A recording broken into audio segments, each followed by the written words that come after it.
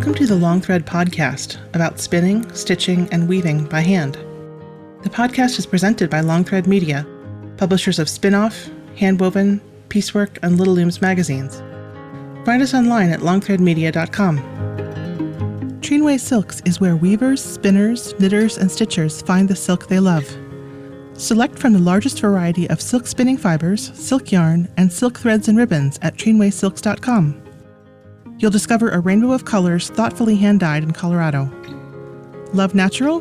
Trinway's array of wild silks provide choices beyond white. If you love silk, you'll love Trinway Silks, where superior quality and customer service are guaranteed. If you love knitting, quilting, and all things fiber, you have to check out the new Fiber and Fabric Craft Festival. It's brought to you by the team behind H&H America's premier craft trade shows across the U.S. They have something for everyone, from consumers to retailers to manufacturers. Come shop, learn, and get inspired. Learn more at fiberfabriccraft.com. I'm your host, Long Thread Media co-founder Ann Marrow. Heather Torgenrud is a weaver based in Montana. Although she has broad interests in weaving and design, she's best known for her work in bandweaving, particularly Nordic-inspired pickup ankle designs.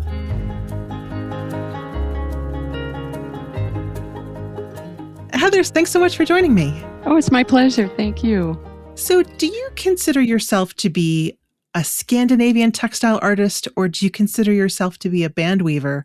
That might not be a possible question, but how do you think of the work that you do? Well, I call myself a hand weaver designer. My background is not Scandinavian. My parents' forebears came from the British Isles, but my late husband was Norwegian American. So that's the connection. And of course, my first book was Norwegian Pickup Band Weaving, but the second book, for example, is my own work.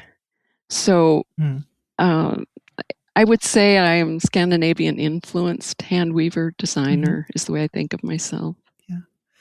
It's interesting that, hand weaving is so broad and, metaphorically and literally, the kind of weaving that I see you working in is quite narrow in a way of being kind of focused and precious, not narrow meaning, we think of narrow as being like narrow-minded, and that's not what I mean at all. I mean something that's very carefully bound on both sides by these little selvages. They're just these beautiful little warp-faced bands. Mm-hmm. Yes, and band weaving is very small and intimate that way.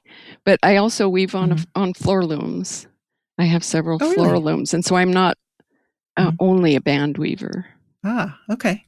I suppose all weavers have I think maybe not all weavers, but many weavers have such a breadth of interests. But there is something kind of special about band weaving. What made it something that you wanted to pursue and, dive into in these two books? Well, I learned to weave at a very young age. I was 15 when I taught myself to weave on a small table loom.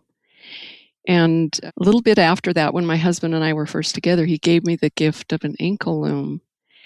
And I was immediately captivated by the intimacy, how I could hold the work in my hands and pluck with my fingers to make these patterns. And I was really captivated by the patterns themselves, the way that in the Baltic style pickup, you have a balance between the light and dark colors and the raised and receding textures, the pattern and the background. It's reversible.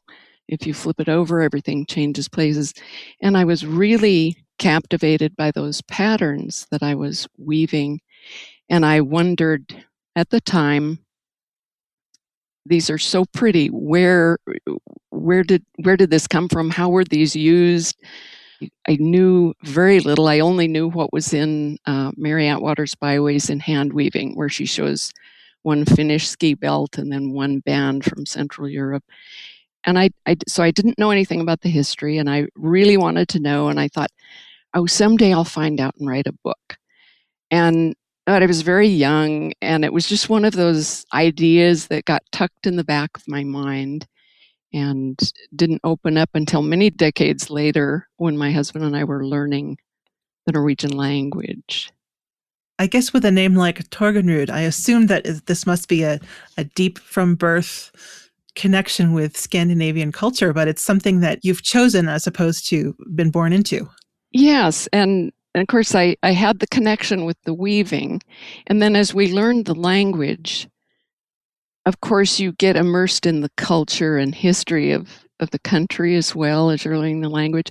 And we had a blast learning the language and really delved into it deeply, reading a lot of Norwegian history and Norwegian books and so forth.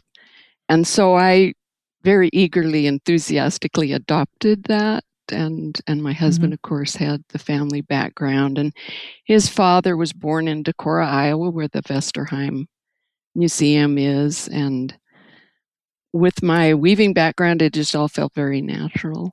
Mm-hmm. Mm-hmm. Yes, Lorianne Gilbertson, who has been a guest on the podcast previously, is the curator of the Vesterheim and has developed just a wonderful textile program there. Absolutely. And she was the one who got me started when I first decided to research for the book. She was my first contact, and she very graciously pointed me to a few Norwegian language resources in the Vesterheim Library, made the collection available to me several different trips. And so she was really, really instrumental in getting me started on the research. When I think about these bands, one of the first places I was aware of them, I'm pretty sure was, kind of as a button band on the inside of those Norwegian sweaters. And I think it's so interesting to think of them as being kind of hidden, these incredibly elaborate, complex, beautiful pieces just being sort of tucked away. Yeah. In fact, I'll tell you about the moment I realized that I would be able to find a connection with the Norwegian history of bandweaving. Our language teacher wore her Vest-Agder regional costume to one of our classes, and beautiful costume. If you've seen the regional Norwegian costumes, they're just beautiful. But it was only when she turned around and bent over to pick something up that I saw her suspenders peeking out under her vest. And I thought, oh my gosh, there's pickup weaving. So not only is there going to be a history there, they're still doing it. There's a modern use there too. And hidden under that, there was a facing on her skirt that was pickup woven as well. So I know what you mean. But a lot of the bands, they were used for so many different things, and a lot of them were not hidden, of course. But yeah, they're just beautiful. Yeah, they really are. You speak about it being intimate, and one of the elements of it is that you really are choosing on every pick what is going to be the design. It's not just a row here and there of hand manipulation for accent, but every row you're choosing what you'll see. Yes, and there's two ways to approach a Baltic pickup band. And I have seen weavers who isolate a row on the chart and then they make the upper level of the shed match what they're seeing on the chart. And I don't weave that way. And I'm sure that a lot of pickup weavers don't weave that way. I think there's two different ways to approach it. So what I'm doing is these patterns are very much a natural part of the weave structure. They're an outgrowth of the weave structure. So it's not like something you're applying. You're actually working in concert with the weave structure. And I study the chart before I begin to kind of get the lay of the land. And then for each shed, I'm looking at the fell line to see which threads I need to pick up, which ones I need to push down. So it becomes a very intuitive process. And the more complex the chart is, the more often my eyes might glance over at it, but I'm not really reading it row by row. So, and that's one of the things I liked about it, is that I always seek rhythm whenever I'm weaving, and I can get a really nice rhythm going that way. So I call that reading the fell. And I know a lot of I know a lot of weavers must weave that way, but that's the way that it happened for me. Yeah. Would you mind talking a little bit more about how it grows out of the structure? Because I think I might know what you mean, but I'm not quite sure how it's particularly so for this kind of weaving. Yeah, so if you picture the pattern ends, which are the ends you're going to manipulate, the pattern ends are always separated by two background ends. So say there will be a thick red warp end and then two finer white warp ends, for example. And you're never manipulating, we're talking, of course, about Baltic pickup here. You're never manipulating the white the background ends. You're manipulating only the red threads. So when you weave that structure in plain weave or a plain warp face tabby, what you get is a pattern of staggered dots. On one shed, every other pattern end will be up, and on the next shed, the alternate pattern ends will be up. So you get this pattern of staggered dots. When you make a pickup, you are in effect connecting two of the dots vertically. So that float that you're creating by one pickup motion is going to bring that warp end to the surface of the band when it would otherwise have been under the weft on that shed. So you've connected two dots and made a float that spans 3 rows in your band.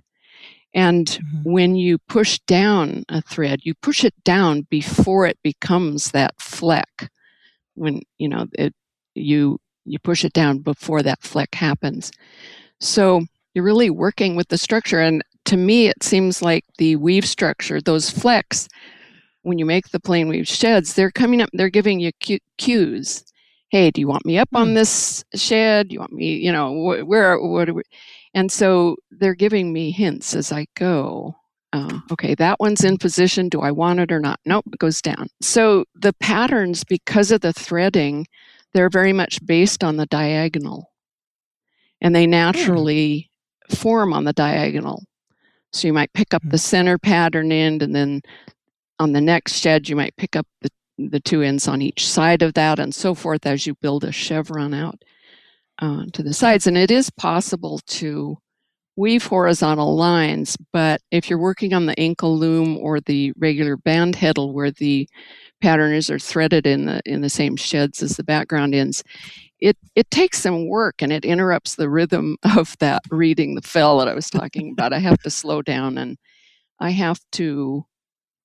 it almost feels like I'm forcing the ends up and down when they don't want to be up and down. So my preference is to just go with the flow and let those diagonals build. Yeah. So is part of that, question about it being kind of difficult to manipulate the background threads as well, is that partly because of the materials? Because I think my understanding is that one of the things that's unusual or sort of a signature effect of Baltic pickup is that the background and the foreground are different kinds of yarn, right? Yes, very often they are. Very often it'll be a fine, say a fine cotton background and a thicker wool weft. But they can be either both wool or both cotton or linen and wool. Now, you mentioned a difficulty with manipulating the background threads, and I want to back up and explain you never manipulate the background threads in Baltic pickup. What I was trying to describe was if you want to weave a design that has a straight horizontal row of floats, you have to force those pattern ends up and down a little out of step with the threading. When you're weaving a diagonal line of floats, you're really working in concert with that threading that you have. And the threading naturally wants to form those diagonal lines of floats. But for a horizontal row, it's different. Yeah. Yeah, I see what you mean. But wool is so much more forgiving that if you have to pick something up, I would think it would be easier to pick up a thick wool and to just sort of leave the thinner linen or cotton be. Well, when I make a pickup, both of my hands go into the shed, and I'm separating the background threads in the upper level of the shed. And then it really makes it easy to flick down with my index finger and pick up So actually, I'm freeing up the end that I want to pick up. I'm freeing it up in that way. So my hands are always in the shed, separating the background ends. Yeah. Mm-hmm. And are you typically doing this with an inkle loom, or are you using a more sort of a free-floating heddle or backstrap loom? So I learned in the beginning, when I was young, I wove everything on the inkle loom. But when I discovered the Norwegian band heddle, I weave pickup now exclusively on the band heddle. I like the way that I can release the tension on the warp as I beat. It makes a really on the inkle loom, for example, as you weave, the tension is going to get imperceptibly tighter as you weave, and then when you stop to rotate it around, you can adjust that.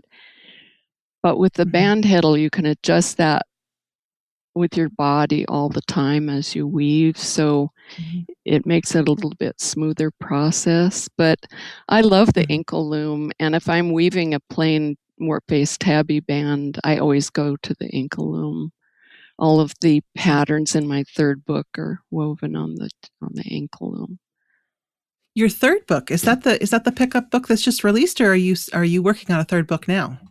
So the first book was Norwegian Pickup Bandweaving, and that's History and Tradition, the Vesterheim collection. The second book was Pickup Bandweaving Designs, and that was 288 pattern charts of my own, very much in a traditional style, but my own patterns, and also a big section on color in pickup.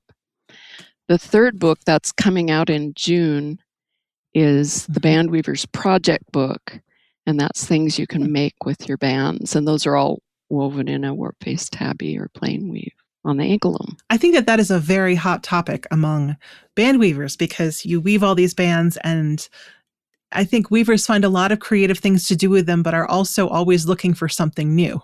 Absolutely, and that's the question that you always get. Is what can I make with my bands? What do you do with your bands?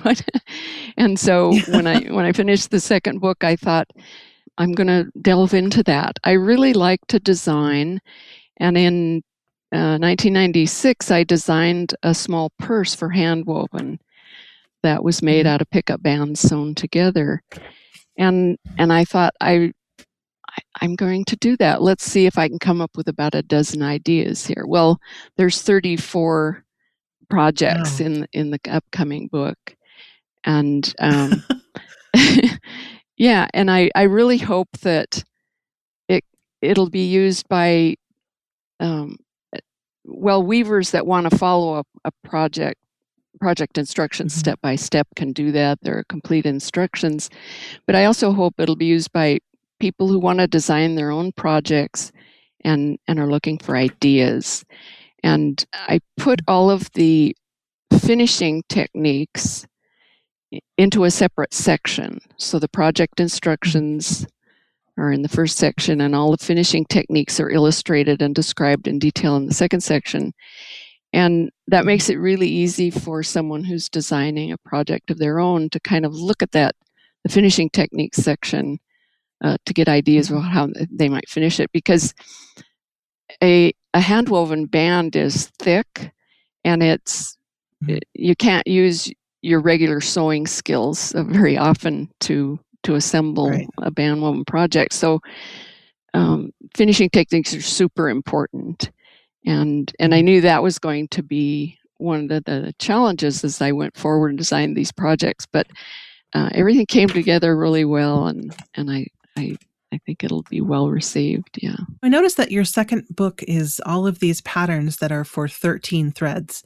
Now, for this particular kind of pickup, does it always have to be an odd number? It generally is an odd number because the patterns do build on a diagonal. So usually you want that center thread to form a chevron.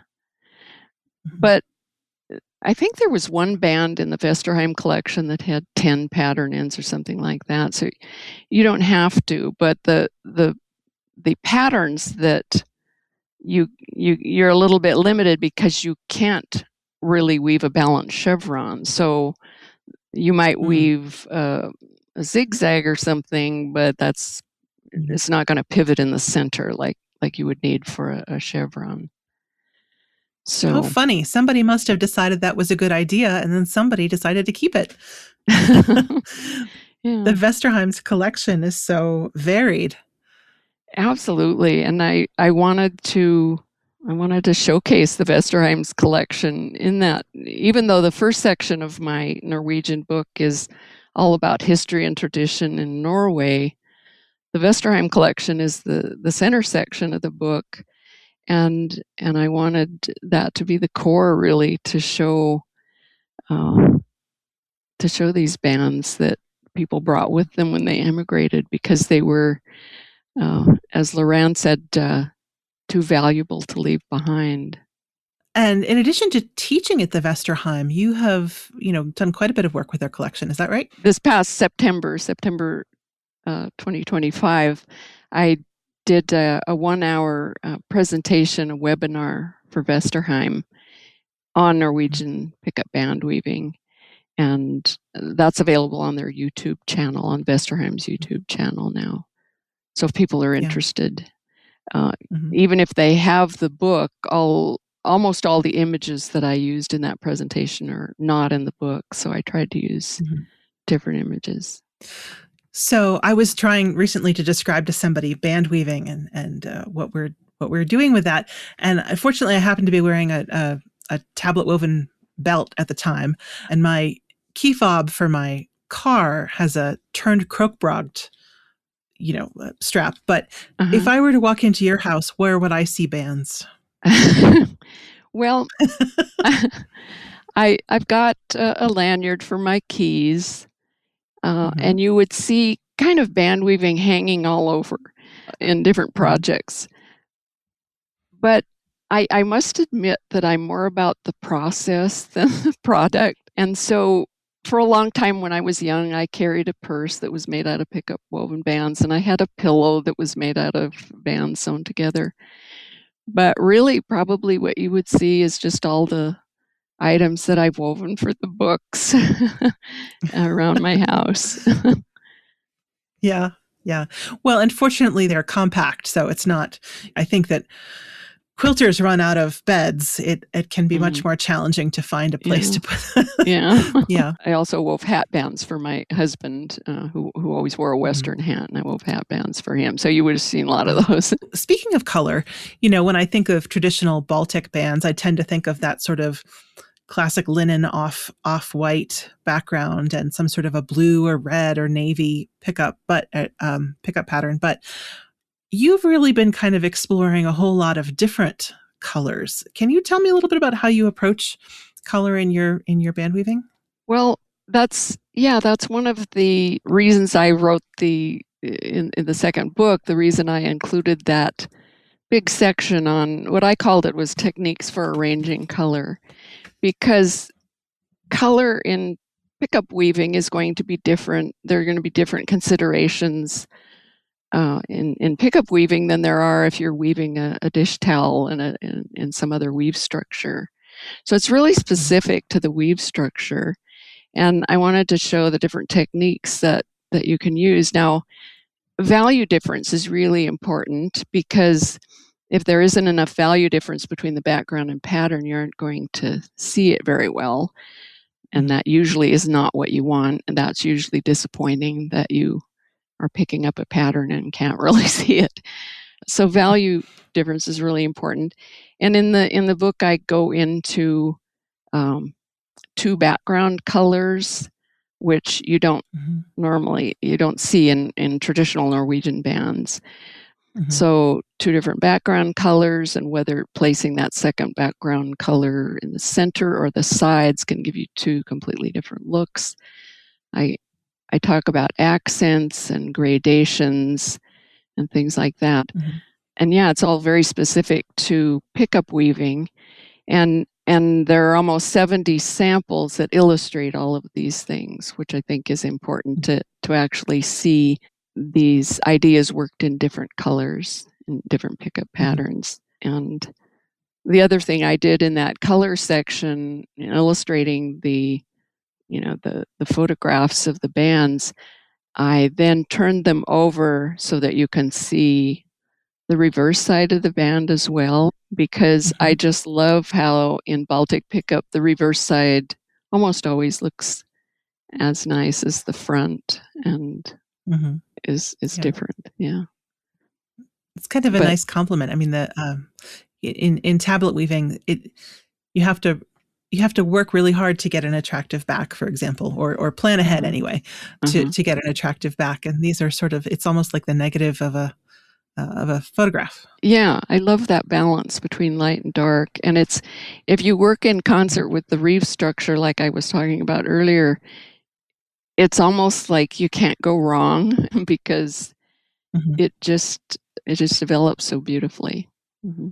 So when you are developing different patterns, do you approach it sort of spontaneously, or do you go through and more iterate on, I'm looking at things that look like argyles and I'll shift this way and I'll just do variations on a theme? Well, I very much start out with a plan. So I'm working with graph paper to begin with.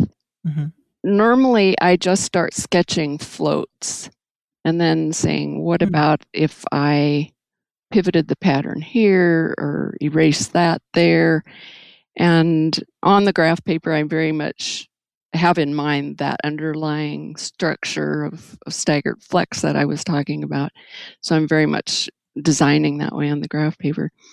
And then do one pattern and then try to vary it, and do another and try to vary it. And so there are a lot of variations on a theme.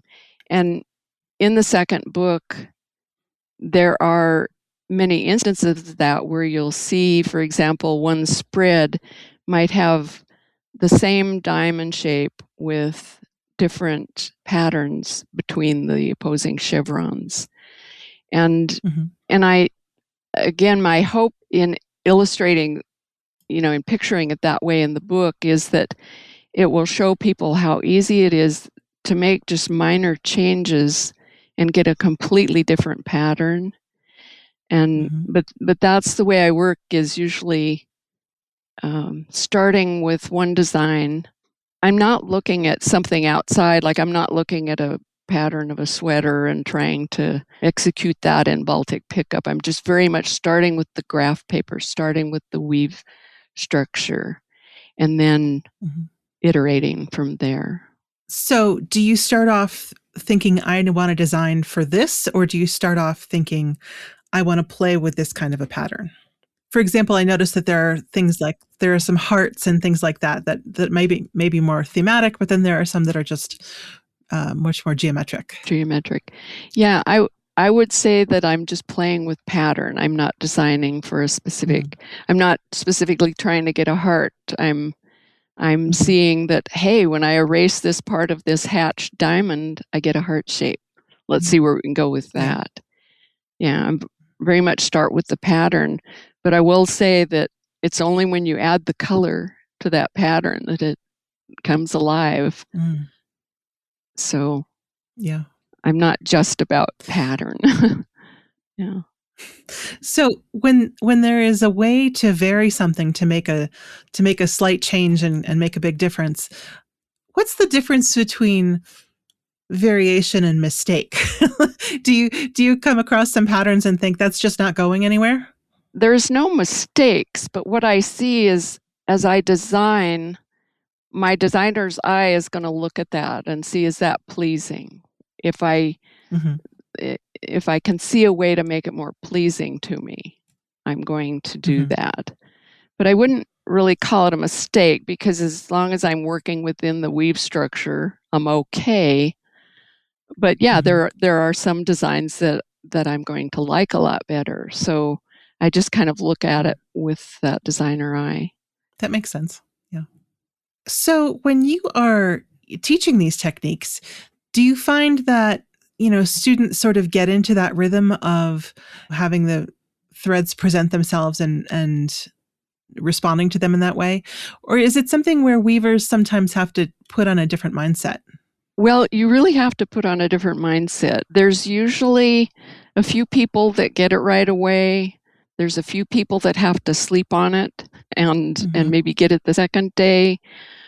And there's some people that just aren't, their minds just don't work that way. They want to isolate, grow on the chart, and there's nothing wrong with that.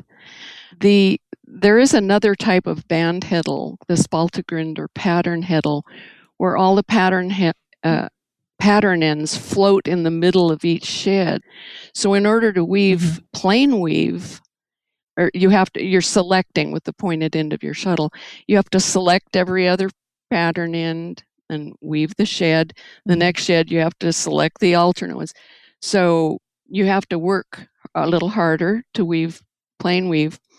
But people who like to think horizontal row by horizontal row really take to that method, because you can weave quite quickly, and if you think in those terms.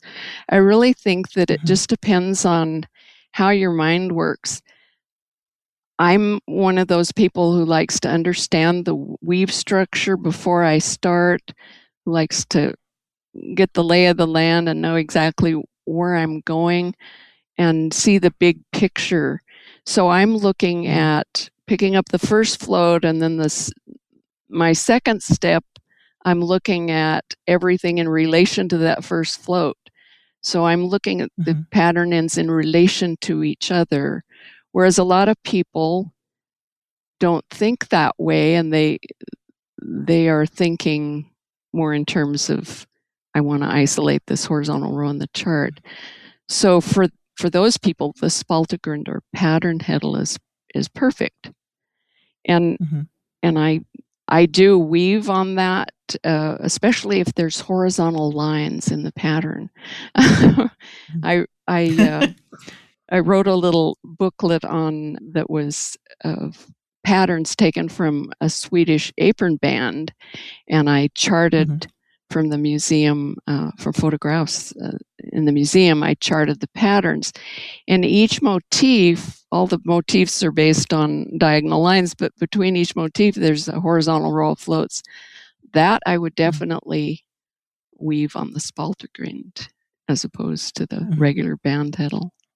I should have asked you earlier when you spoke about being able to, add and release tension when you're beating. Are you using this so you're using it where one end is attached to you and another end is attached to something immovable? Yeah. So I have a weaving belt around my waist and a band clamp that the band is clamped into a wooden clamp, and then the other end might be tied to a doorknob or a post of some sort, or my big floor loom.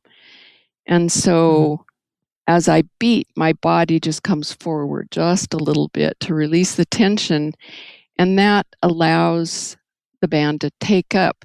In a warp-faced weave, all of the take-up is in the warp, so it allows that take-up on each shed. I guess if you were to weave the same pattern on the ankle loom and the band heddle, the pattern would be slightly more elongated on the ankle loom. Because it would be sort of stretched out. It's funny. It kind of reminds me of a bicycle in a way, in that it is a completely human-generated thing, but the way that you move with the piece of machinery can start to feel so rhythmic and intuitive and fluid and natural. So, when I'm picturing you, that there's sort of a rhythm, a rocking back and forth, that your body and this, I guess the machine in this case is just the heddle, but are really working together. Yeah, absolutely. It really is a pleasing rhythm. Yeah, and I'm always looking for that, whether I'm working on the floor loom or the band heddle. Do you do as much weaving on the multi-shaft loom as pickup? Well, yes. I was a real active pickup weaver when I was very young, and it was sort of my thing. There weren't many people doing pickup back then, and I was sort of a little phenom because I was so young. But most of the weaving I do now is on the floor loom. And because I love pickup weaving so much, I really wanted to write the books, and those books are a real passion project. But most of the weaving I'm doing now is on my floor looms. So when you're creating projects, say for that new book, are you combining commercial fabric and bands? Are you combining hand-woven fabric and bands? How do you think about what are the elements that you bring, or I suppose just thread in a way? What are the other elements that you bring in to transform the band? Yeah, so a lot of the projects, say in the first part, are little projects that you can make by cutting a band apart, like napkin rings and bracelets and things like that, where you can get multiple items from one warp. And then there are a few projects where I've used it as trim and handles on a hand-woven or knitted and fulled bag. Then there are 7 projects that are various sizes of pockets and pouches and cases. Many of those are a band, several widths of bands sewn together to get a wider fabric. And then there are a bunch of there's leashes and book straps and different, where the band is used like a standalone handle of some sort. So there's just a real variety of projects, but only 3 of the projects combine a band with another type of fabric. So it's geometry and thread that really transforms them from sort of a ribbon into something that has another life, another use. It really comes down to the finishing techniques, and I just tried to think of as many ways to use a narrow band as I could, and think, then how will I finish this? How will I be able to finish it? And because of the bulk of the band, very often then you have to use bindings, for example, and facing and different stitching methods to assemble it. But I had a blast. I had a blast weaving all of those items. And yeah. Until bands predate buttons, and maybe not buttons, but they predate zippers and all sorts of things like that. So having a band to do a lot of jobs, you want it to be strong and useful. Absolutely. They are so well suited for so many jobs, and we don't, in this day and age, think about bands. But if you have bands lying around, like I was saying, I'm kind of more about the process than the product. So I would just weave bands. And then I would say, really need a band to tie my dog's treat basket to the bicycle, or I really need a band to hang this up in the other room. And there it would be. So if you have them lying around, you will find uses for them. Yes, that is very true. And I think that's part of why band weaving is still a living tradition. And I was speaking to Laverne Waddington, who is very much a backstrap weaver, but there is a living tradition in many places in South America of weaving these narrow bands, partly because you can take it with you and weave it on the go. And so the fact that these are connecting different parts of the world through weaving. Well, absolutely. And we call it Baltic pickup, but that technique is really done in many places in the world that aren't surrounding the Baltic. And band weaving is all over. And we might not use it for coat bands and hair bands and swaddling bands anymore, but it's still very useful.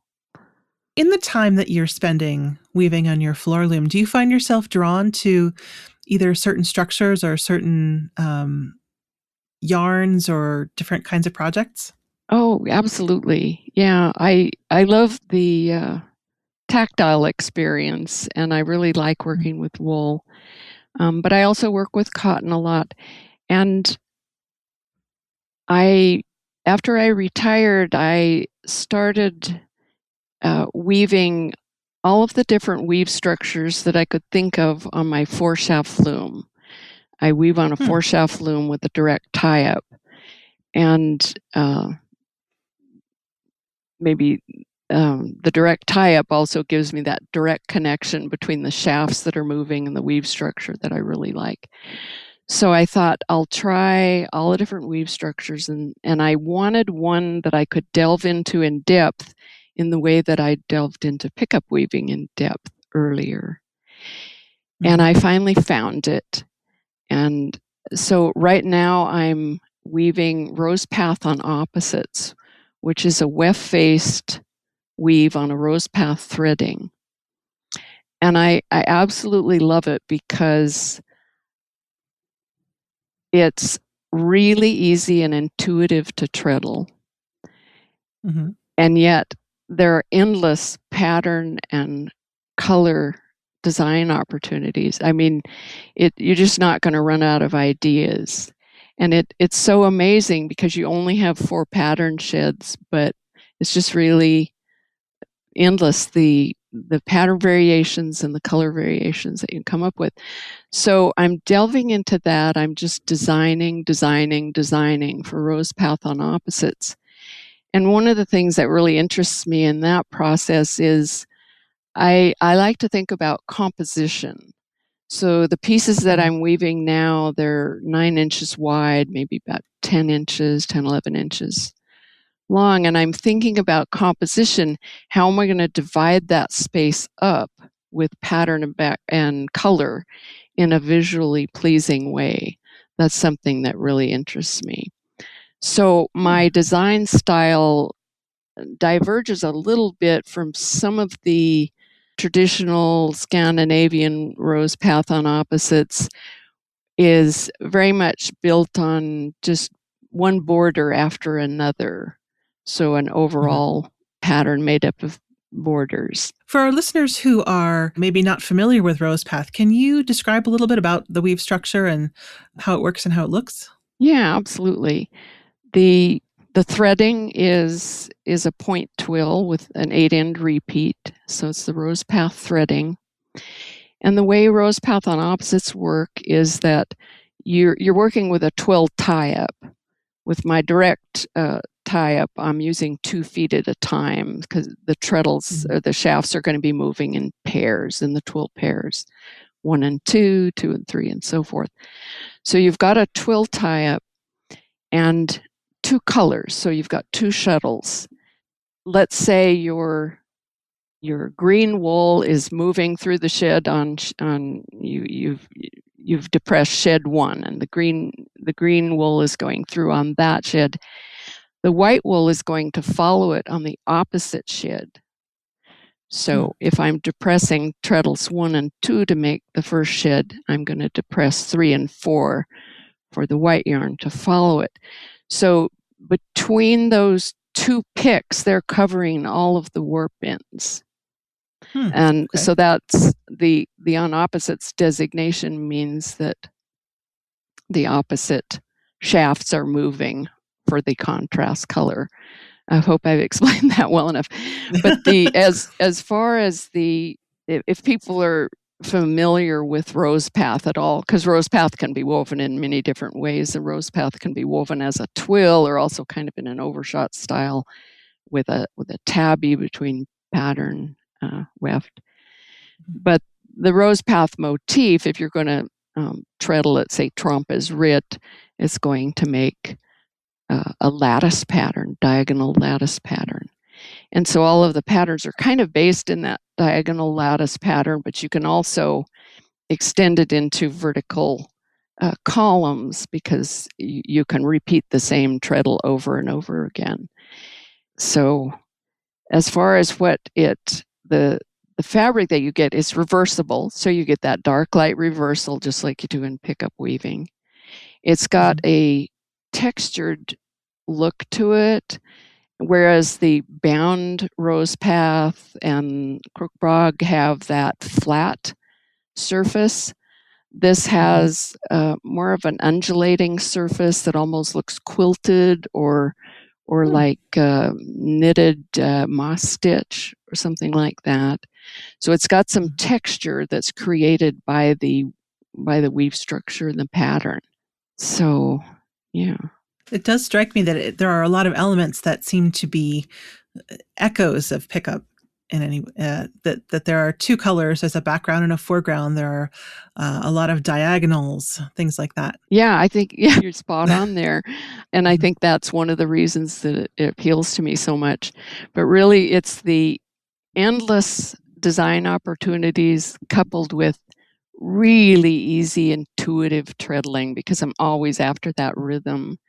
And with my direct tie-up, say I'm depressing treadles 1 and 2, I don't have to think about what I need to depress for the contrast color, because there is no place else for my feet to go. So my feet move naturally without me even thinking about it. And so that you don't have to have a direct tie-up to weave rose path on opposites, but that's the way I like to weave it for that reason. It's just so intuitive. But yeah, that's what I like about it. And the fabric is very supple and tactile, and yeah. Well, Heather, thanks so much for being with me and sharing some of your work with me. Well, thank you. It was my pleasure. Thanks to our sponsors for supporting the podcast. Thank you for listening to the Long Thread Podcast. If you've enjoyed this episode, please rate the show and leave us a comment on Apple Podcasts or your favorite podcast platform. Thanks again.